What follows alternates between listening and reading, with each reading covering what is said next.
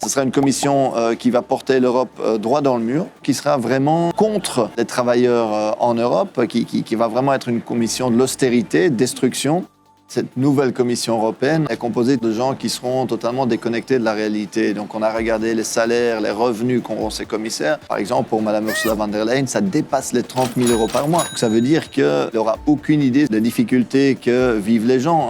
Beaucoup de difficultés dans l'industrie européenne, des travailleurs qui risquent de perdre leur travail.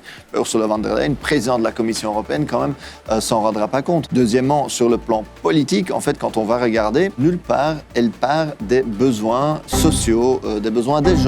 Elle ne va pas dire « Ah, il y a des inégalités, du coup, il faut peut-être taxer les milliardaires. » Non, elle ne va pas dire ça. Ou les surprofits des multinationales. Non, pas du tout.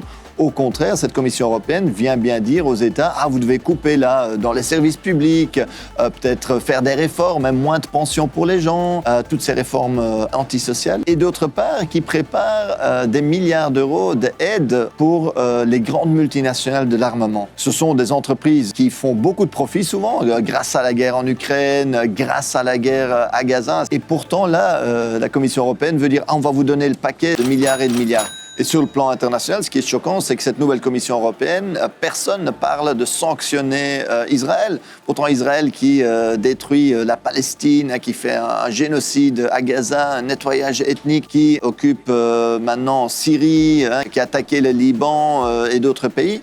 Et la Commission européenne, personne. Tandis que pour la Russie, dès que la Russie a attaqué l'Ukraine, il y avait des sanctions contre la Russie. Donc c'est vraiment deux poids, deux mesures au niveau international qui sont absolument inacceptables. Et donc nous, on sera dans l'opposition face à cette Commission pour venir avec des solutions alternatives.